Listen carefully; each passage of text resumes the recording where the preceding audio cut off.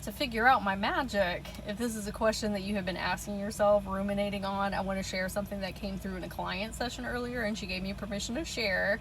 She was feeling a little bit uncertain about how to utilize her energy healing abilities, because she was like, I need to figure out what it's doing. And I said, that's kind of backwards. You need to decide what you want it to do for you and others. Magic is more or less influencing the quantum field, and energy healing is just healing. Like, there's a big pool, and modalities like the Akashic Records, inner child healing, Reiki, tarot, oracle, medical intuitivism, mediumship, those are filter lenses which you are funneling magic and energy healing through, almost like you would be at a eye doctor and looking through the optometrist lenses. That's what you're putting over your magic and your energy healing abilities. But it can literally be anything that you want it to be, but you need to decide, because that's going to give you directions and the parameters for your higher self and your spirit team to get you to the path of having more clarity in what you're doing. For example, I decided that I wanted to do inner child healing in Akashic Records. So in order to become more proficient at that, I did 3D knowledge, which is learning about central nervous system, behavioral patterns and cycles, trauma wounds, attachment styles, everything that affects your physical human body, and then learned the quantum side of it, where I'm astral projecting into people's timelines and into their energy fields and speaking with their inner children in the astral planes. And so there's knowledge, which is learning book things, but then there's wisdom, which is actually putting it into practice and applying it.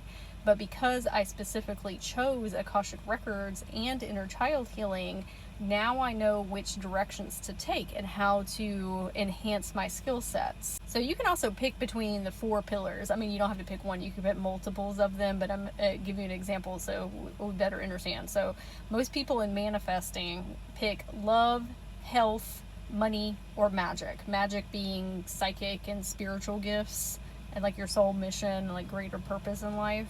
So let's say that you pick love to support people with your energy healing and magic.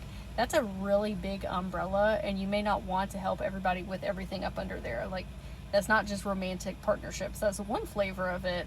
Or you could help people with building communities, or help parents with their children. Or you could get into mediumship and help people that have passed on to the other side, whether that's people or pets. So just love is like a big umbrella. So we need to fine-tune that a little bit so that your magic and your energy healing abilities have a direction to go in. There is outcome in results. So that's taking a little bit of discovery time to figure out what excites me the most.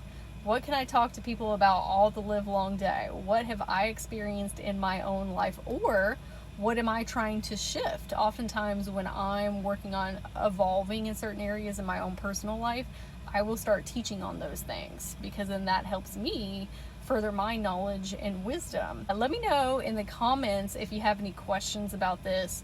When I was talking to her, she was kind of giving, I didn't know that I could choose. And I'm like, yeah, there is a paradigm that you can be living in where it's, you know, I'm going to just kind of go with the flow and figure it out, and the magic is choosing me. Like, I have an affinity towards something, and that's true sometimes. Like, people are just born naturally with certain gifts. But then you could be living in this paradigm over here where it's, I'm going to conscientiously choose what I am going to do and what I am going to help people with, and that is going to provide you with a lot more clarity and direction.